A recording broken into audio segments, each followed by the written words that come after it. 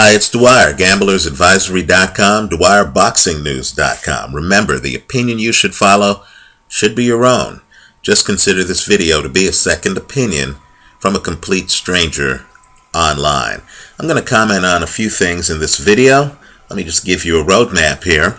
First, I'm going to give a little post-fight analysis of Adrien Broner's victory over Antonio DeMarco. Then I'm going to briefly touch on the Universum bankruptcy. Then I'm going to touch on some comments made by Juan Manuel Marquez concerning Manny Pacquiao that I think you need to know. First, let's talk about Adrien Broner. You know, I like to great boxing articles. There is a great one. It's on a great site, Deadspin.com. This is a site that I like to track for a host of sports. Boxing's one of them. And the article is written by an author named Hamilton Nolan, and it's entitled, Meet Boxing's Next Big Thing, Adrien Broner, The Problem That Can't Be Solved. Okay, I encourage everybody to take a look at that article. That article sums up, well, in my opinion, Adrien Broner's strengths in the ring. Now let's talk about really a performance that can only be described as astonishing. First, let's do away with some misperceptions. Antonio DeMarco going into the fight was a huge puncher. He had just destroyed John Molina. He had a knockout ratio of better than 60%. In other words, Tony DeMarco won most of his fights by KO. But let's understand that as well as Adrien Broner fights, don't get blinded by the technique. Adrien Broner actually entered the ring with a higher knockout percentage than Tony DeMarco. In fact, quite frankly, it might surprise some people that while Tony DeMarco knocks out about 65% of his opponents, did you know that Adrien Broner, as I make this video, actually has a greater than 80% knockout ratio? Right? Most of Broner's fights don't end by decision. They end, as this fight did, by stoppage. Let me make another point that's going to shake up some people. Understand, too, that he's not alone in being a great boxer who wins more than half of his fights by stoppage, but yet people don't seem to focus on his power. As I make this video, it might surprise some people that Floyd Mayweather actually has a 60% knockout ratio. Right? Let's get back to Adrien Broner for a second. Now understand, Tony DeMarco is a southpaw. Right? There's a dominant hand dynamic in this fight. So DeMarco, huge puncher, right? He's a southpaw. His dominant hand is his left hand. Now what makes this fight simply breathtaking is that when you look at the video, I want you to realize that Adrien Broner is literally daring Tony DeMarco throughout this fight to throw that left hand. Right? Broner, in fact, is a bit exposed to the left hand, or so it seems. Right? Broner's at a side profile. He doesn't run from Tony DeMarco. He literally stands there. Broner's so good defensively. Understand, DeMarco typically sets up that left hand with a jab. But Adrien Broner stands there. He doesn't run. In fact, for huge stretches of this fight, it's Broner who's on his front foot. The interesting dynamic, though, is when they're in the middle of the ring.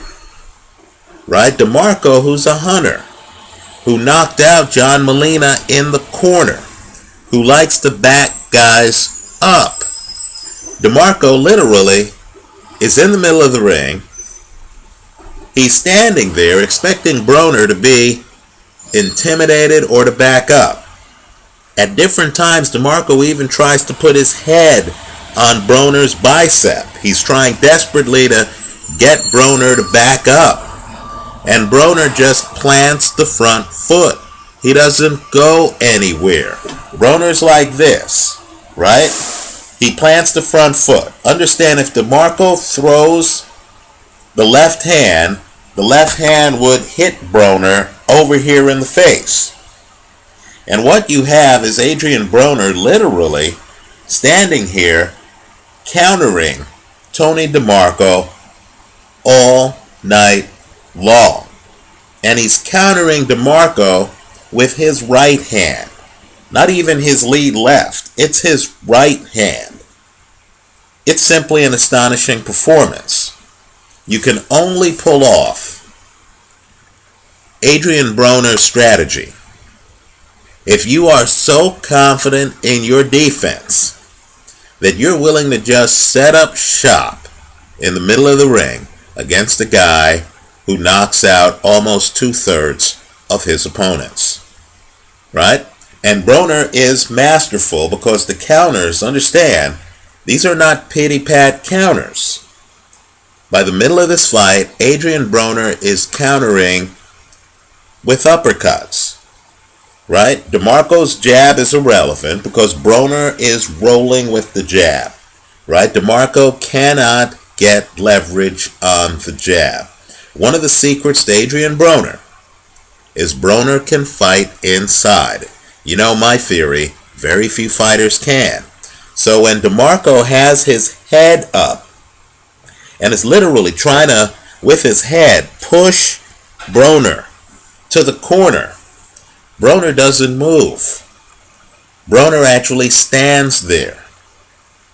Right? Broner is unfazed. He's not smothered.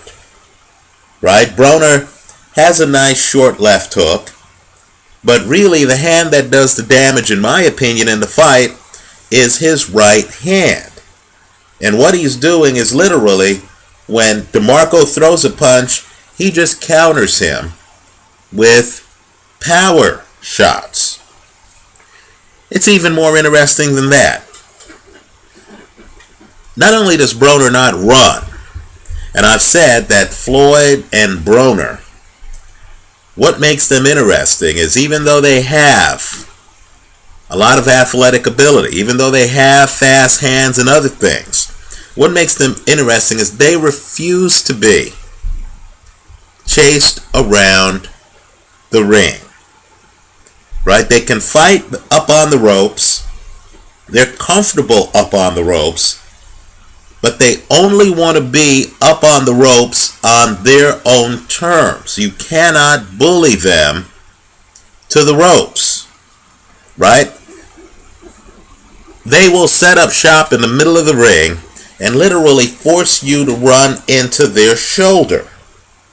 And they're counterpunchers who don't need a lot of room to throw their punches. And in Broner's case, it's interesting. His left hand is a little wide to me, but his right hand is very tight.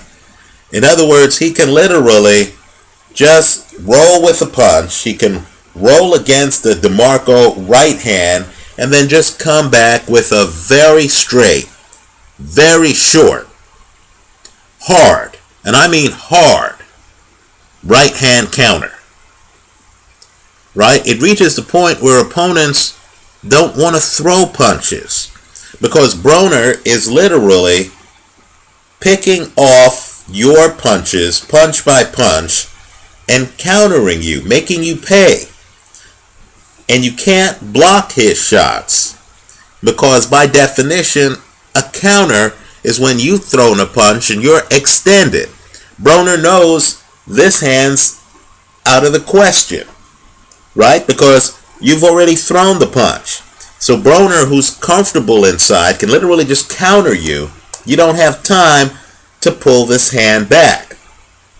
And DeMarco, quite frankly, just didn't have the weapons to defend himself against Broner's counters. There is a way, in my opinion, people know this, I believe all styles can be solved. There is a way to beat the Broner Floyd Mayweather style, right? Because these guys are willing to set up shop, they're willing to stand in one location and just counter you to death, right?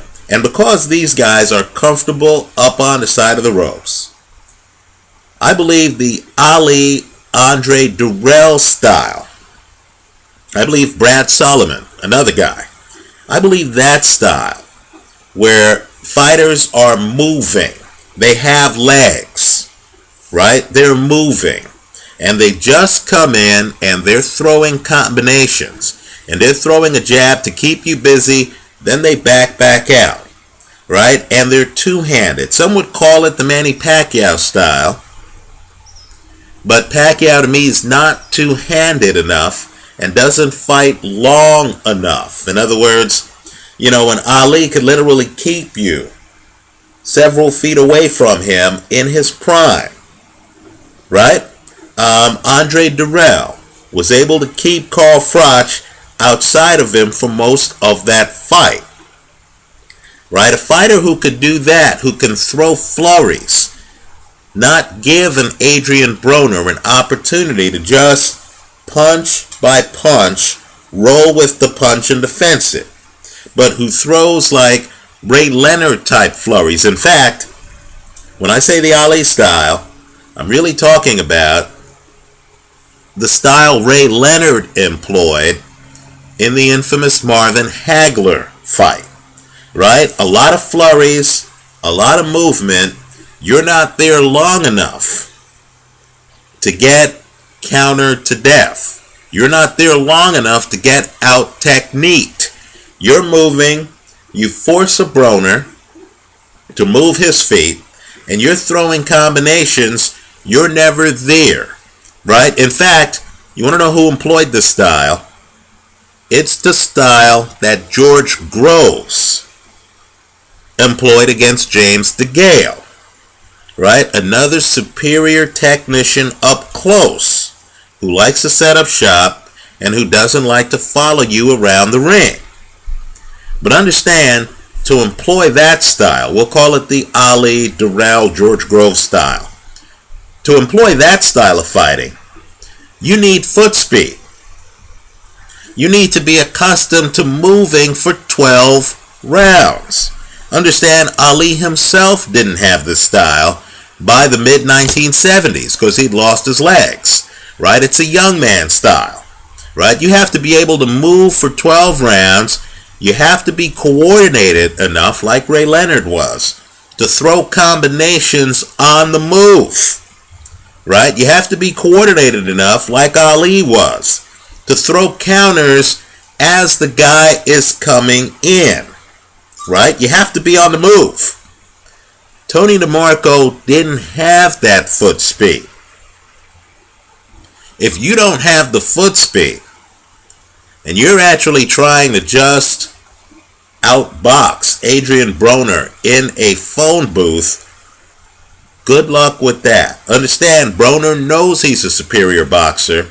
He's not going to give that up by fighting on his back foot and running away, right? He's going to stand his ground. He's going to force even a southpaw slugger like Tony DeMarco to run into his shoulder, and he's going to dare DeMarco to actually try to throw his dominant hand, because Broner believes that he can defense it. Not only that, Broner believes he can roll off your punch and hit you with a counter. Tony DeMarco just wasn't prepared for that. He got methodically beaten up for 8 rounds. I thought the knockdown was interesting, because just like in the last Eric Morales Manny Pacquiao fight, I thought when DeMarco hits the canvas, he looks at his corner. He thinks about getting up, and then he realizes it would be futile He was just in against a superior talent. Right? This is a must-see fight, in part because, understand, as Broner is turned to the side, right? Understand he's facing, literally, he's facing Tony DeMarco's dominant hand, right? I mean, he's looking at the left hand, and still, he doesn't move.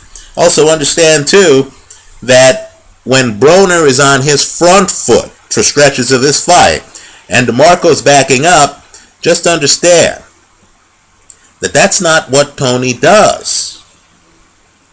That's like getting Vladimir Klitschko to back up, right? That's just not his game. So that just lets you know that Adrien Broner had penetrated Tony DeMarco's shell, right? Adrien Broner had a slugger literally on his back foot. Masterful fight. Let me talk about some other subjects.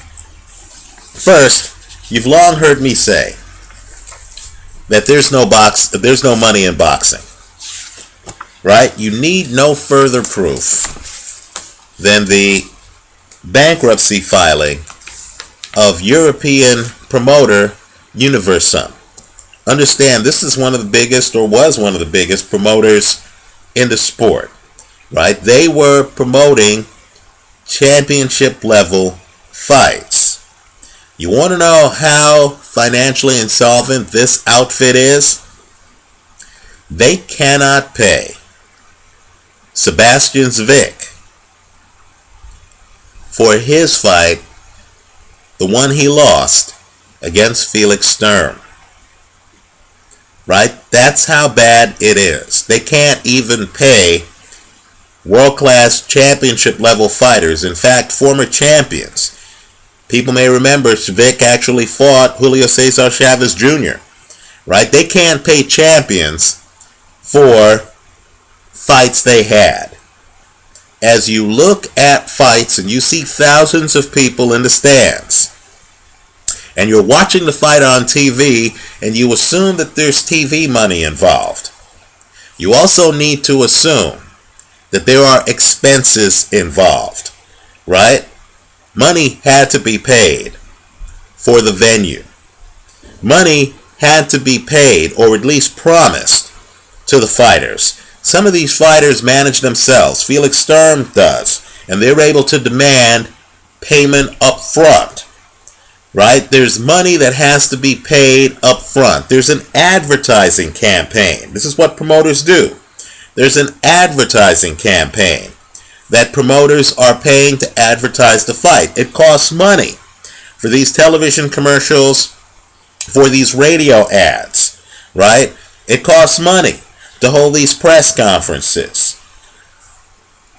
It costs money to pay celebrities to actually comment on the fight or attend these press junkets for the fight. My point to you is simply, when you add it all up and when you factor in the reality that fighters often, because of cuts which take time to heal, concussions which take time to get clearance from the sanctioning body as well as from the local boxing commission, right? Because boxers get injured and it takes time for them to recover.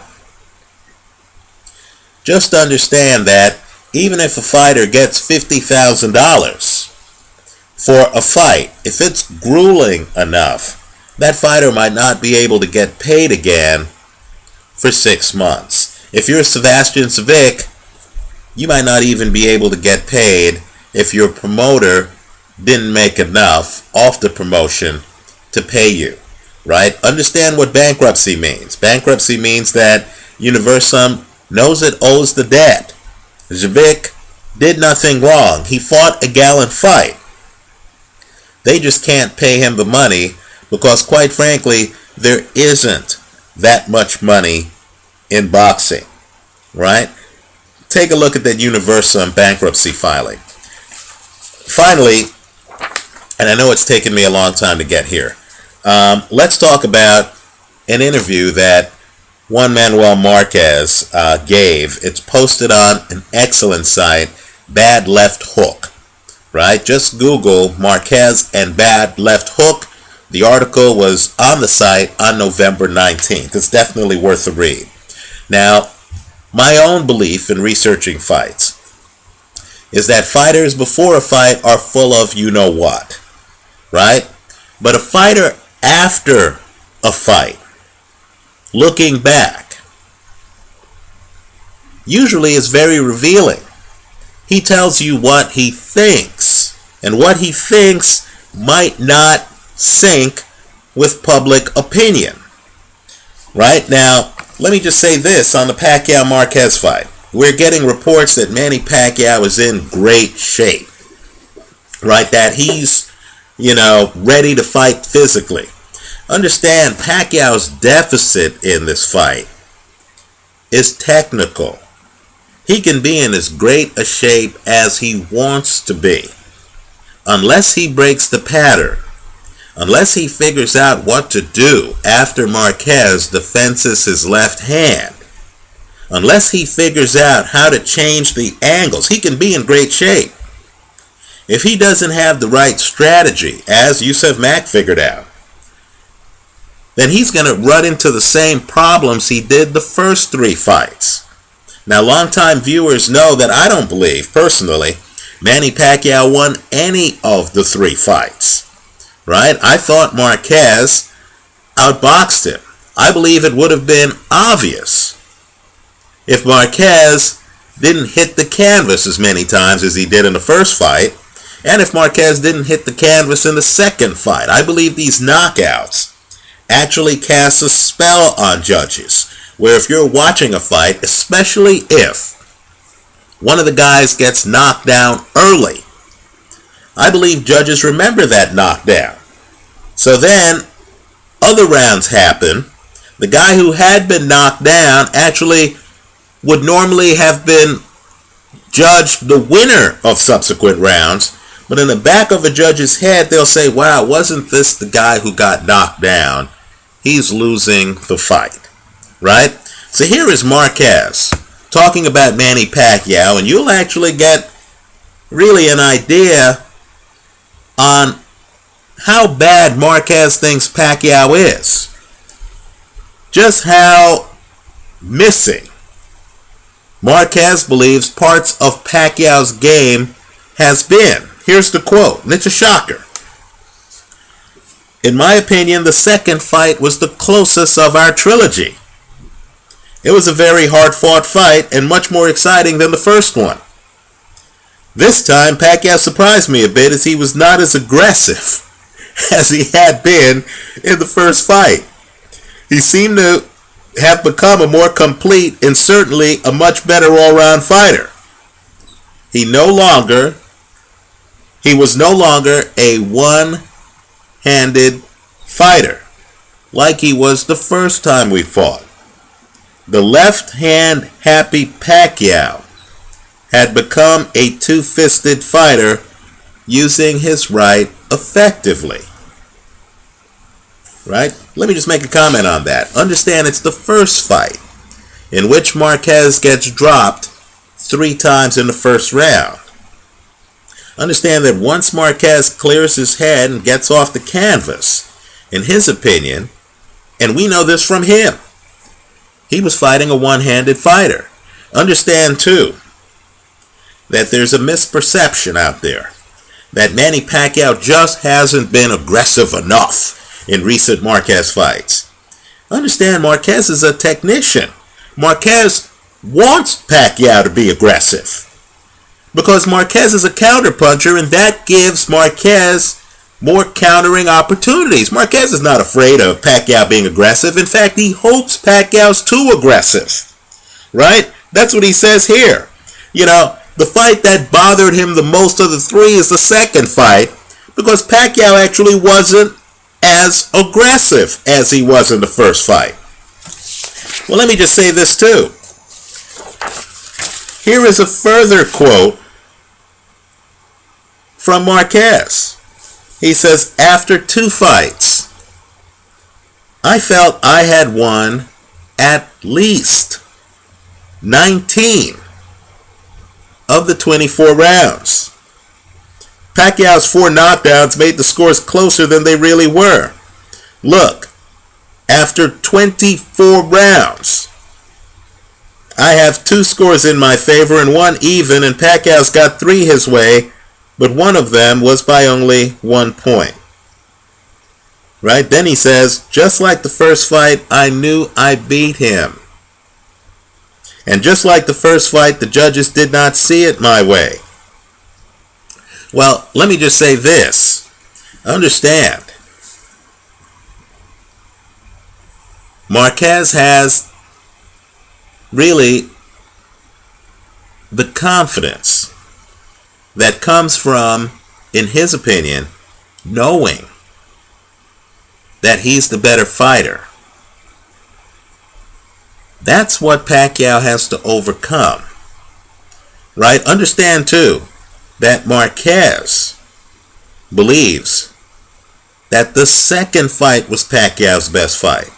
So in Marquez's mind, that third fight was more like the first fight. Right? He's not a man who believes he ever lost to Manny Pacquiao. Understand, he doesn't believe it's close. After 24 rounds, after the first 2 fights, he doesn't believe that he won 13 of 24 rounds. Right? He doesn't believe the split was 13-11. He doesn't believe the split was 14-10. He believes the split was 19-5. Right? The quote is, after 2 fights, I felt I had won at least 19 of 24 rounds. Right? So he believes he owns Manny Pacquiao. Right? The Pacquiao he wants to fight is the one who's over aggressive. Now let me just say, I've looked at the films. Longtime viewers know I've always questioned Manny Pacquiao's right hand. Always. And let me just say this. While Manny Pacquiao does have now a right hand from up close, he doesn't have a right hand from distance. Right? Manny Pacquiao is not going to suddenly throw an overhand right. That punch is not in his arsenal. Nor is he going to come in with some right hook from way outside like Carl Froch does. He doesn't have that. He has to be right up on you. So, given that he's fighting a boxing Hall of Famer, a guy with really a PhD in boxing, I mean, understand, Marquez is going to be able to literally just look at Pacquiao's feet, and he'll know from his feet and the distance. Okay, Manny's 2 feet away. I only have to look out for the straight left. Right? I mean, that's literally the way Marquez is going to play it. Also, look at Marquez. You know, I've criticized Yusef Mack for wandering over by the ropes against Carl Froch. Take a look at the third Marquez-Pacquiao fight. You're going to see Marquez is a master at not getting lodged on the ropes. He's backing up. He's the one on his back foot. But he's a master at circling on his back foot, where he's not pinned. He's never pinned on the ropes. Right? And so my take on that fight is, I don't care how good Manny Pacquiao looks physically. Right? The puzzle he has to solve against Marquez is technical. It's a mental puzzle. Right? Pacquiao can have hands that are as fast as ever. He can have a left that is as good as ever. He can be as aggressive as ever. Unless he figures out how to counter Marquez's mental approach, Marquez's technical dominance. Unless he's able to do that, he's not going to win this fight. You know, the way I play the fight, quite frankly, is Marquez to win, straddled against Pacquiao by KO. We all know Manny has a punch. We all know Manny put Shane Mosley down, right? But if Pacquiao doesn't land a haymaker early, as he did in the first two fights, right? And keep in mind, even though Marquez has been knocked down 4 times in their fights, Marquez has never been knocked down in the last 2/3 of any fight. So if Marquez can just survive the early rounds when Pacquiao's going to be the younger, faster man, right? Once Marquez figures out the angles, the burden's going to be on Manny Pacquiao to change the pattern of their fights, right? I mean, that's, Manny Pacquiao, forget being in shape. He needs to work on technique and feints and setting up punches and putting punches together. That's what he needs to work on, because the guy he's fighting after 24 rounds firmly believes that he won 19 of the 24. Worse yet, just imagine what he thought of Pacquiao during the first fight. He thought he was fighting a one-handed fighter. Let me hear from you. Leave your comments for me here online. Visit us at gamblersadvisory.com. Thanks for stopping by.